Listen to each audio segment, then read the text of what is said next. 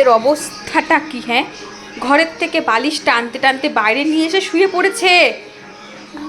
তুই উঠবি? উঠবি না পিটিয়ে দেবো?